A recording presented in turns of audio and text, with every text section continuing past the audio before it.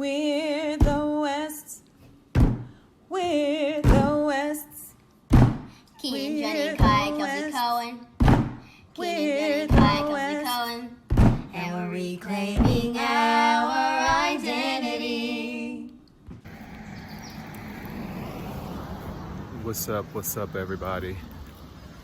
Checking in here in Kigali on my taking my morning walk, and as you can see, I'm going up this hill.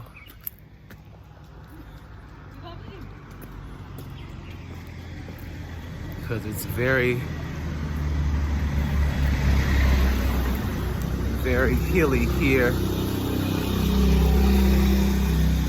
in Kigali,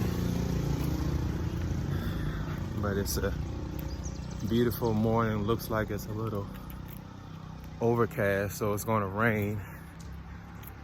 Hopefully I don't get caught in the rain, but I wanted to come on and talk about the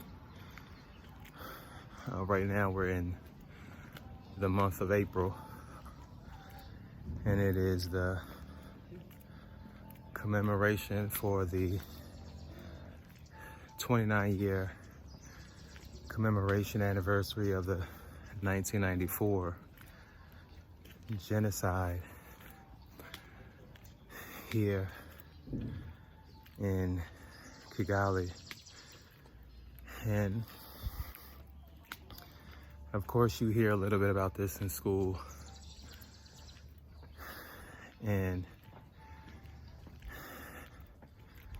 but you really don't understand how horrific it was until you get here. And I had an opportunity, I guess about 2.5 weeks ago, to go to the Genocide Memorial. And when we visited in March of last year, we didn't go. We didn't visit. We also had not gone since we've been here.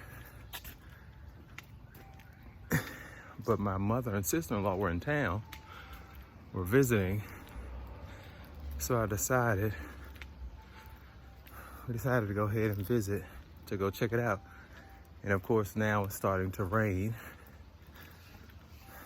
So I need to find something to get under so I don't get poured on. But we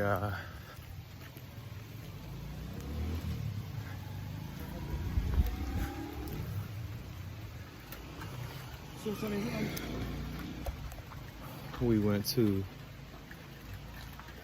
the memorial, and it was an experience, really. To say the least, it was an experience. And I learned some things that I did not know before. And one thing is that typically when we think of the genocide, we think of, of course, the Hutus and the Tutsis, and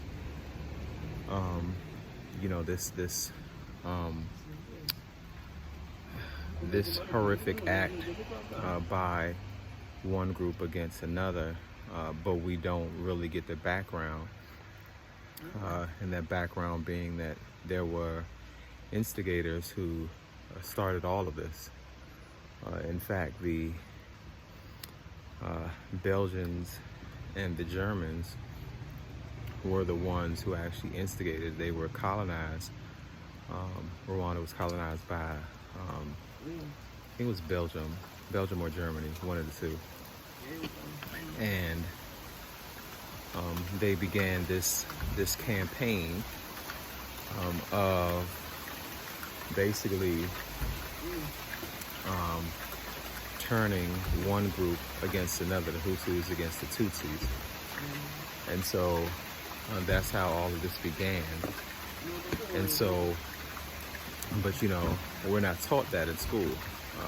That's not discussed in school. And so we don't know that part, but it's not until you get here. And so they began this campaign, and they put it in the newspapers and on the radio, and it was just, I mean, it was horrific. It was horrific. And it was literally, initially they were separated by social class. So you had one group who had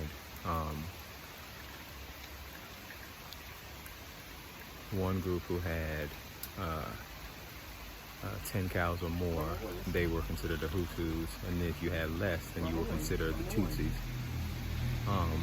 And so that's how they were separated, you know, really just social class, the rich and the poor, before the Belgians came in. But they came in and they began to distinguish them by facial features, and they began to just put all kind of negative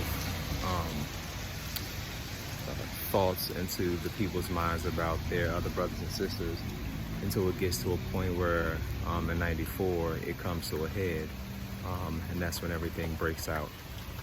And so it just, I mean, it just reminded me really of how you know, these folks have, you know, no matter where they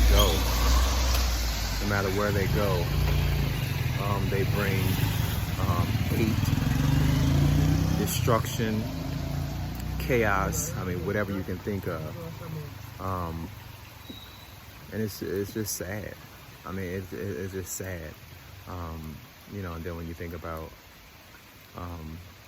this whole month is, you know, I mean, you think about, I mean, if you just see how the people are, you know, it's pretty much quiet here during this month. A lot of expats leave the country, and, you know, during this, you know, next couple of weeks, the children are out of school, about a week and a half. But it's just really quiet during this time. And so I was doing some research on basically the Berlin Conference. I don't know if any of you guys have heard of the Berlin Conference, but the Berlin Conference is a conference that was held in 1884 and 1885, where the Europeans basically, you know, they had come to the continent, and they saw all of the natural resources here.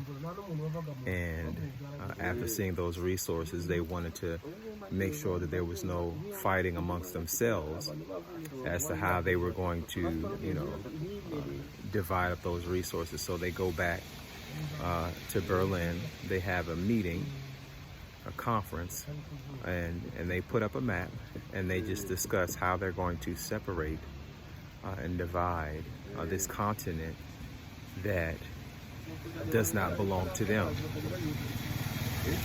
Now, mind you, 300 years, 200, 300 years prior, they had come in and stolen, took us from this continent and scattered us around the world. Specifically in, you know, the Caribbeans and in the Americas. But then they come back, you know, they realize that this is, there are vast resources here, so they decide they're going to have a conference so they can decide how they're going to divide up this continent. And of course, nobody from here was there. Nobody from here was there. Nobody from the continent was there. Nobody, no representative of Africa was there. But that's what they did.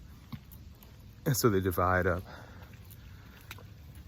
the continent, and they come in and they just begin to colonize. And that's how these countries got to where they are now, where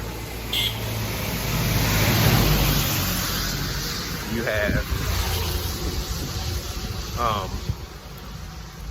you know, Africans who are speaking Portuguese and Spanish, French,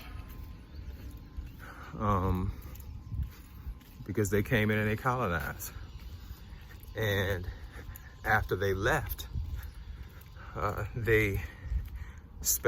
there were 14 countries, I believe it was 14 countries that the French colonized. And when they left, instead of just leaving, they made these French countries basically sign a pact. I think it's called the French Colonial Pact. They had to sign a pact basically saying that, okay, we'll leave, but when we leave, we have first dibs to any resources that you guys have now, any future resources that you find. We can put our military in your country. I mean, it's just all kind of crazy stuff. And they basically, even though they have left, these countries are still under colonial rule. Right now, these African countries, they apparently during the same pact, they had to agree to send, I think it's 85% of their, 85% of their reserves, financial reserves or something like that, to France, 85%, and they get to keep 14%. And if they want to,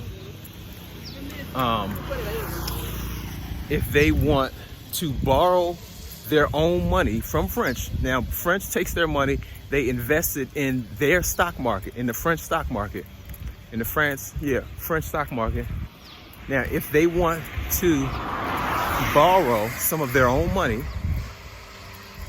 then they have to borrow it with interest, and they can only borrow up to 20% of their own money. It's estimated that these 14 countries give a total of $500 billion a year to France. $500 billion. There was a French president who said, Jacques Chirac, C-H-I-R-A-C, who said basically that without Africa, France would be a third world country because of all that they steal from this country, from this continent, all that they steal, that is what keeps them afloat. And so, I mean, this is what we find here, and it's just, it's sickening, it's saddening, that here we are in 2023, and this is still going on. And nobody is doing anything about it. Nobody's doing anything about it, and you wonder, you ask yourself, okay, well, why aren't these presidents, African presidents, doing something? And it's like they're bound by this pact that they signed, not because they wanted to sign it, but because they were forced to sign it. And so, if they decide, when these countries decide that they're going to turn against France or these other countries, or against these other countries that are basically pillaging them, then what happens? You have coups that take place. And I heard it said that that there were 22 coups and 22 coups, and France had a part in all of them. Each and every one of them. 22 coups here. There have been more, but 22 specifically, France had a part in all of them. And why is that? Because anytime these African leaders don't do what France or these other countries want them to do, then they cause instability. And so when you hear about this happening in these African countries, you have to ask yourself what's really behind it. What's really behind this instability? Because what they're doing is, these other countries, they're coming in and pitting one group against another in order to take down the government that's not in favor, or that's not doing what they want. They come in, they bring in instability in order to tear down these governments, the top of these governments. And, you know, in the West, we're just thinking, well, it's just all this instability. They're always fighting, you know, when there is, you know, a reason behind it that we are never told. And so, I mean, it's just crazy, you know. And so we have to always question, you know. You got to question every single thing that you watch, single thing that you hear, especially from the Western media, because their intention is not to tell you the truth. Their intention is to lie to you.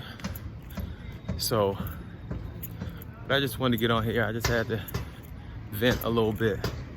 But I'm getting ready to go in here on my walk, go to the pharmacy, pick up something, and I'll catch you guys in the next video.